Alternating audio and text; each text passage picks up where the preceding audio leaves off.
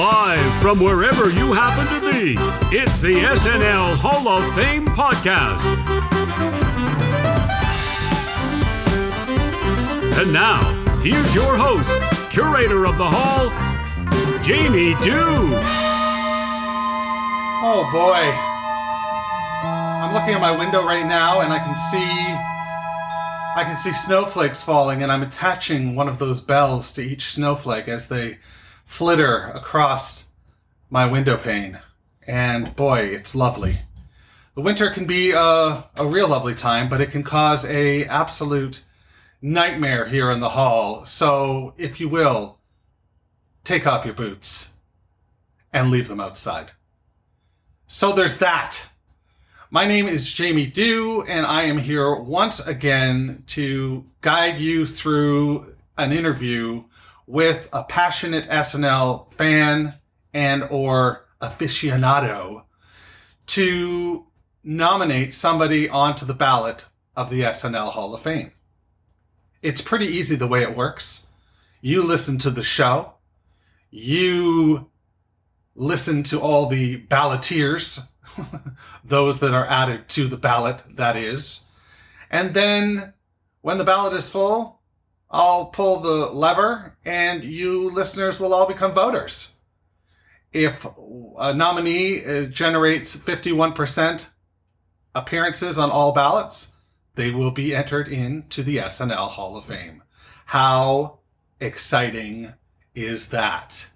The answer is you can't measure it. It's immeasurable. That's how exciting it is. So I hope you're ready to strap on your, you've taken your boots off. So strap on your slippers as you traipse through the hall and look around at what we've put together. So far, we've got quite an assemblage of nominees or balloteers, and I'm quite pleased with how things are turning out. It's only going to get better, folks. It's only going to get better and more difficult when the time comes to vote. So there's that. This week, the episode is up a little late.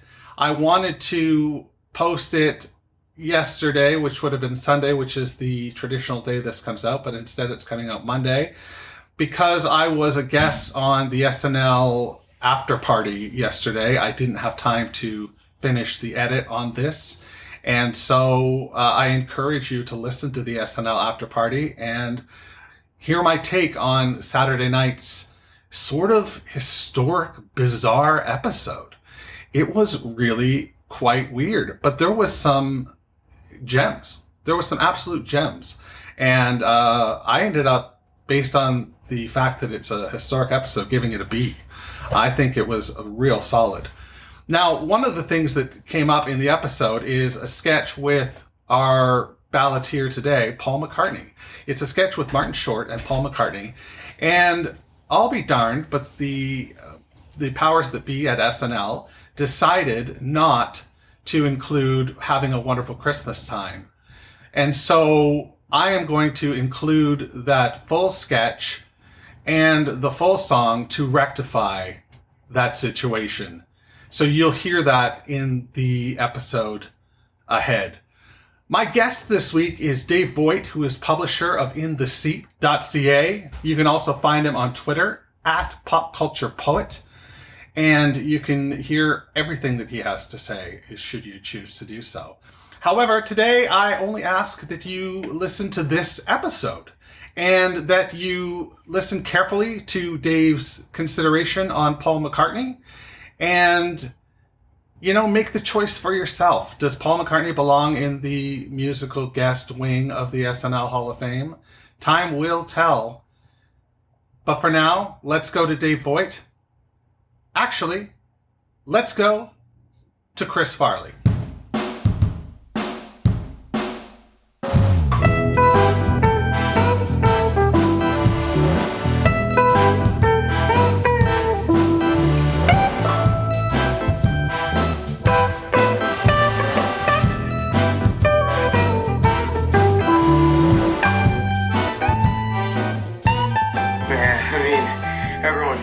Knows who you are, and you're Paul McCartney.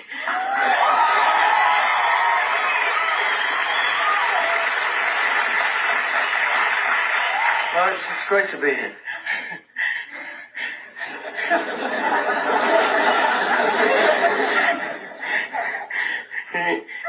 You remember when you were with the Beatles? Sure. That was awesome. Yeah, it was. Yeah. Okay.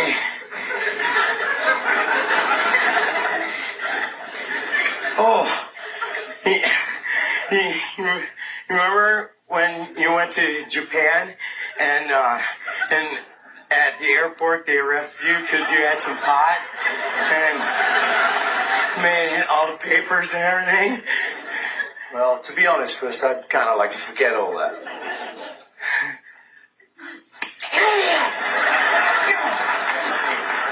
So stupid. What a dumb question. No, Chris. I get asked that all the time in interviews. Maria Shriver asked the same question last week. Really? Did you know that she's married to Arnold Schwarzenegger? Yeah, I've heard that.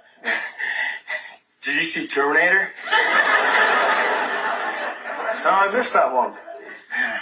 That was a pretty awesome flick.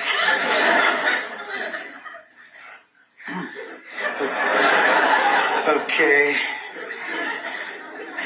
Wait, you remember when you were with the Beatles? And you were supposed to be dead? And there's all these clues that, like, you'd play some song backwards and it'd say, like, Paul is dead. And everyone thought that you were dead or something. Yep. That was a hoax, right? Yeah, I wasn't really dead. Right. You remember Beatlemania? Where those four guys, they dressed, went on stage and they looked like you and then they played Beatles songs and Yeah, I heard about that. that was awesome.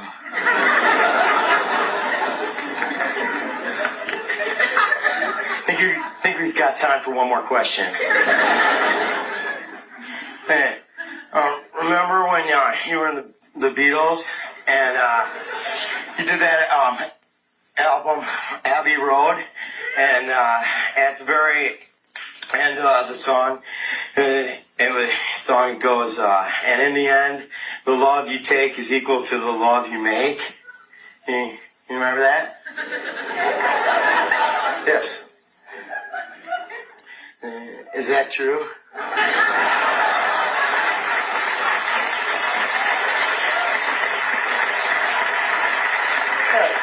Yes, Chris. In my experience, it is. I find the more you give, the more you get.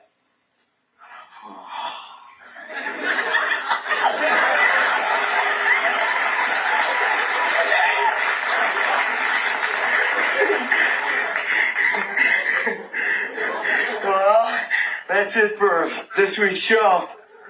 Thank you, Paul McCartney. Thank you for being one of the greatest the living legend, and the legend of rock and roll. And just thanks for being on the show.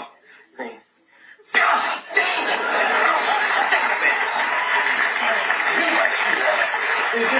You did fine, Chris. It's good. Really? Yeah. Thanks, man. Thanks. Thank you. Remember when I was talking to you about the Terminator? Yeah. You should see that movie. It's pretty cool. So it's Paul McCartney. It's Paul fucking McCartney. That's right. The guy was a Beatle, for heaven's sake. The fact that he's appeared on Saturday Night Live as many times as he's appeared is just a gift. And Dave is here to talk about why that gift should be nominated and elected ultimately into the SNL Hall of Fame. Dave, what do you got to say about Paul McCartney? Well, I mean, other than the obvious fact that, I mean, for Christ's sake, he's a Beatle. But I go down to this really on two angles. I mean, on one end, obviously he is this iconic musician. You can't, like, no one can sort of argue his history in, you know, his importance in music history. And I mean, I think SNL bona fide. Yeah. And I mean, I think SNL plays an important part of that as well, because SNL was always so synonymous with music. And I mean, it still is in terms of, you know, pop culture and just being that kind of reference. But I look at it also from another angle, because he was never afraid to sort of participate in the occasional sketch. Nope. And he's been impersonated so often on the show. For someone who keeps wanting to come back and still perform and still sort of participate in the comedy, sometimes when it's at his own expense, I think is a fantastic thing. I need SNL stats here to tell me everybody who's impersonated him. I know Dana Carvey did, and I know Bill Murray did, but I'm not sure. I know Alan Cumming did once and like he was a guest, or he was a star. He was a host of the show, or maybe he was just. Oh, wow. Alan Cumming did it once. Did Alec Baldwin do it once? Did Alec Baldwin? You might be right. Yeah, because I'm thinking like early '90s. Maybe he did it. Doesn't jump out at me off the top of my head, but it wouldn't surprise me. Like he's a good sport, right? Like ultimately he's a good sport. Like you would think that there could be some people who would be grizzly about, you know, getting sort of not mocked, chided, yeah, you know, on a national network show, but he keeps coming back. And I mean, when you were someone of such iconic status, like I think it's important to have these people sort of be able to take the piss when it comes to themselves. If you know what I mean? It's because it makes them that much more sort of lovable and iconic. Because I mean, if they take themselves too seriously, then you're just going to roll your eyes and sort of quietly sigh and go, okay, push you into the corner. You don't necessarily deserve to be a part of sort of the history of it. But I mean, if only because McCartney has been such a integral part of pop culture for the past 50 plus some odd years, I think he's vital to SNL. And I mean, I definitely think he's an important nominee to the Hall of Fame, because just on the grander scale of things, where would a lot of our culture be without the Beatles, to be perfectly honest? I mean, it's one of those things where you really have to sort of roll it back and really think about it. And it's, he just has been a driving force in so many ways. And for him to be able to sort of have a laugh at it all at the same time makes him that much more important.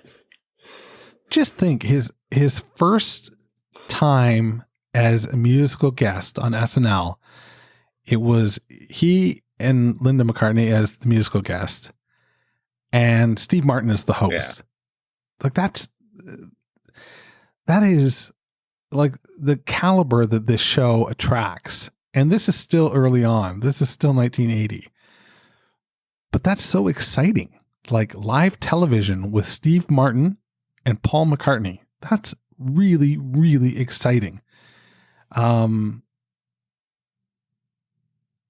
I mean, if I remember my timeline, like Wings was at such a, they were really riding the crest of sort of how big they were. If I'm correct in my timeline, like Wings was a big deal. Steve Martin was obviously a big deal. It's really this, it was event television. And I mean, I think that's one of the things, especially now, like we've lost event television.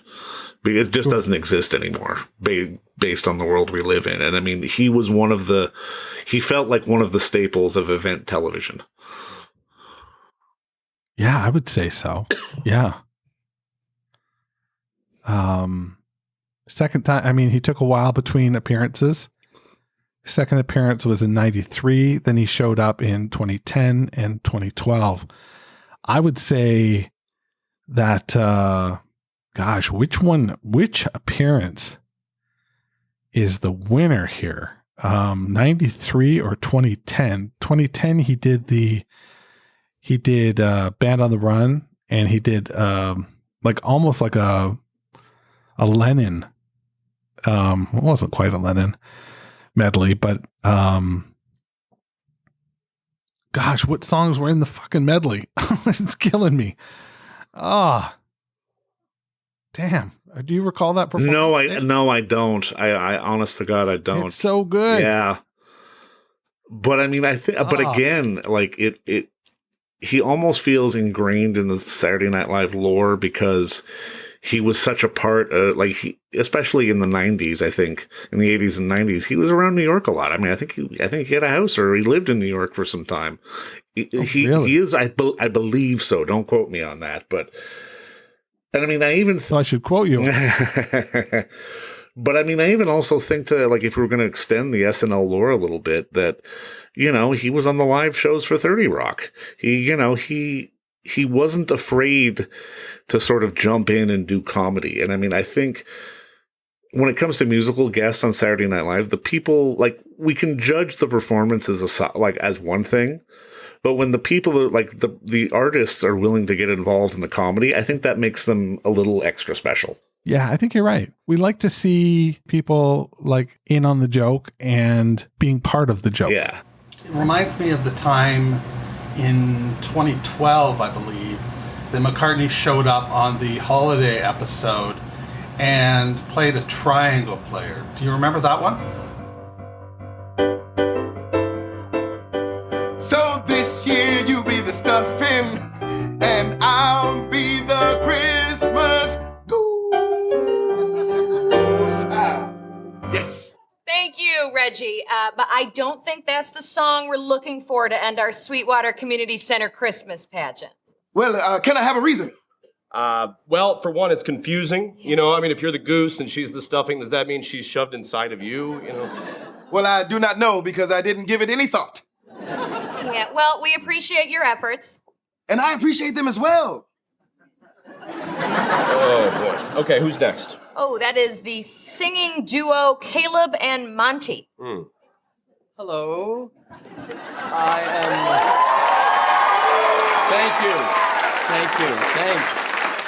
I am Caleb and this is Monty, but a quick correction. We are not a singing duo.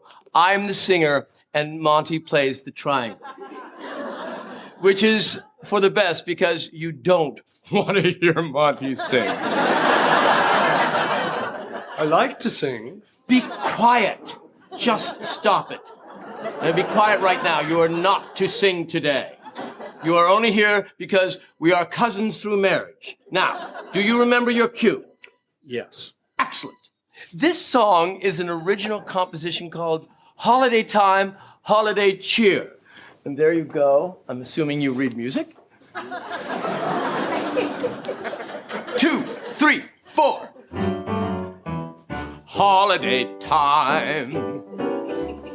Holiday cheer. Holiday wear. Holiday here. It's my favorite time of the year. I'm on a train. It's my favorite time of the year. And I'll be playing and slaying and fooling about, and I'll be snapping and rapping and having a shout. And when you hear ding-a-ling-ling, that is when I hear ding-a-ling. That's your cue, Monty. When I go ding-a-ling-ling, you hit the triangle when I say that. Ding-a-ling-ling. Now. Okay. Not.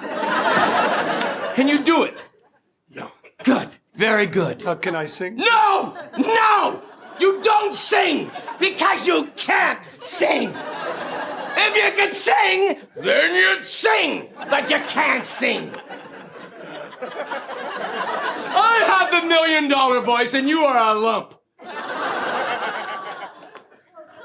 I'm going to take it from the top, if I might.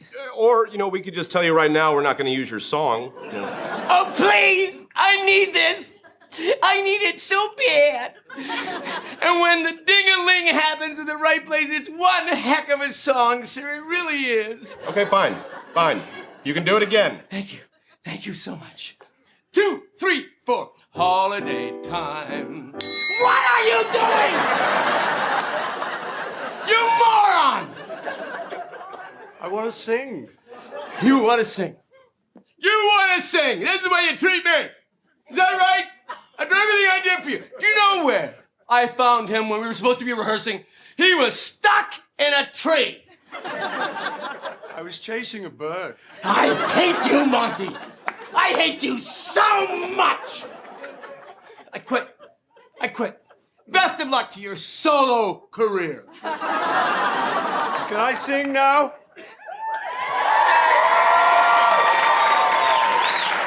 You can sing.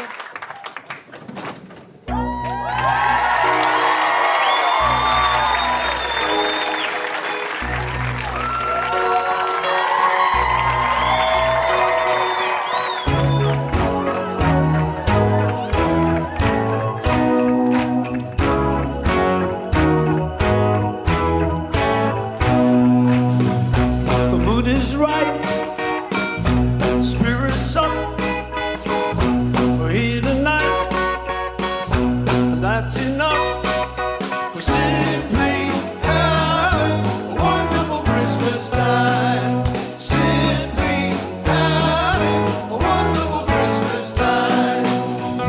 The party's on. The feeling's here. That only comes this time of year. Simply having a wonderful Christmas time. Simply having a wonderful Christmas time. The choir of children sing their song.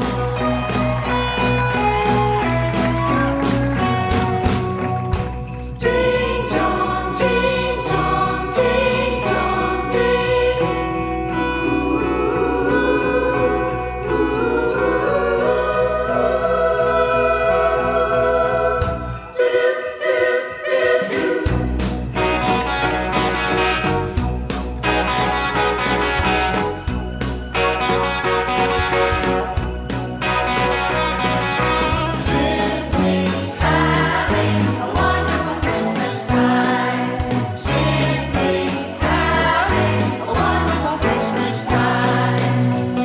The word is out about the town, so lift the glass.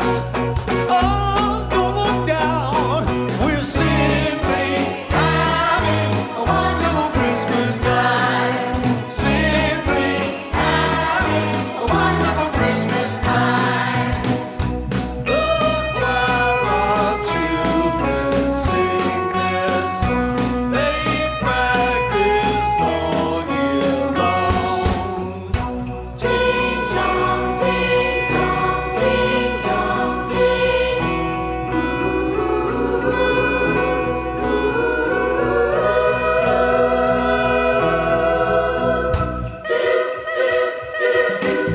The party's on, the feeling's here. That only comes all this time of year.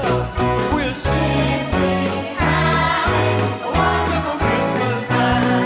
We're simply having a wonderful Christmas time.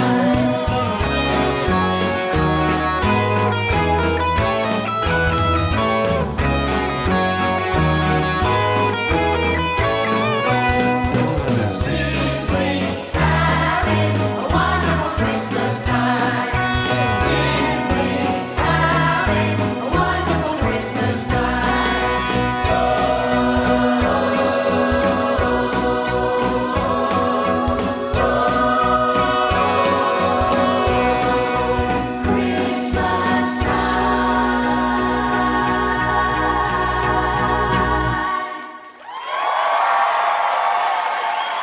Like that's nice for us to see. Not too cool for school, you know? I mean, I think the even more recent stuff with I like Rihanna. Everybody likes Rihanna, but I don't necessarily think she would be one of those people that you would equate to sort of the fun moments of SNL if it wasn't for her and Sandberg, doing Ronnie or one of those, that Right, kind of thing. right.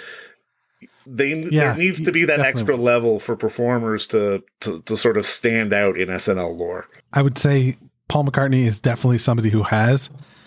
He's been allowed to play 3 songs on a couple different occasions, which is rare on the show. Yeah. Typically we see, just 2 performances.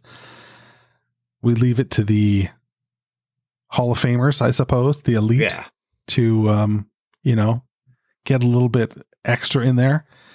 When he did Cut Me Some Slack, he did that with Dave Grohl and Chris Novoselic and Pat Smear. That was over Christmas, wasn't it? It was a Christmas episode. Yeah. It was Martin Short hosted. I almost called him Marty because, we're really tight. Martin Short hosted, and he played My Valentine and then Cut Me Some Slack and then Wonderful Christmas Time at the end. But yeah, he did that Cut Me Some Slack with in quotes Nirvana, which was pretty kind of cool. No, he always has had a sense of, well, we appreciate his role in the past. I don't think he's ever not tried to embrace the future at the same time. He's definitely been one of those performers. Yeah, great call. I mean, my goodness, he's approaching 80 years old. Yeah. And he's still out there performing. So his new record's pretty good too. His new record is phenomenal. Yeah. Yes, I've listened to it several times. Oh boy. Yeah, that's really good. Go out and, so 2 things here for you people.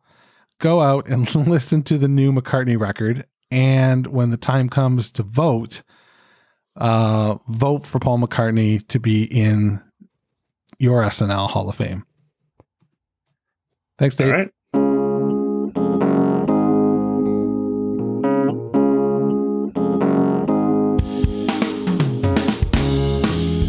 All right, that was my visit with Dave Voigt, publisher of the InTheSeats.ca webpage for film lovers and film aficionados everywhere. You should check that out at InTheSeats.ca and follow Dave at Pop Culture Poet on Twitter. Dave, I want to thank you so much for showing up and doing this. This is great. I think we have a new insight on McCartney, and I don't know. It's going to be tricky. It's going to be tricky when the time comes to vote. That's what I'm going to tell you. Well, I want to thank you for continuing to listen. We had our best week ever last week in terms of downloads. Still looking for some ratings and reviews. You can do that on Apple or Spotify. And it would be really cool if you decided to do that for us. We would love it. Anyway, that's what I've got for you this week. For now, turn out the lights, because the SNL Hall of Fame is closed. Thanks for listening to the SNL Hall of Fame podcast. You can find everything you need to know about the show at snlhof.com. Don't forget to subscribe, share, rate, and review the show wherever you get your podcast. This is Doug Denant saying, this is Doug Denant saying, see you next month in the hall.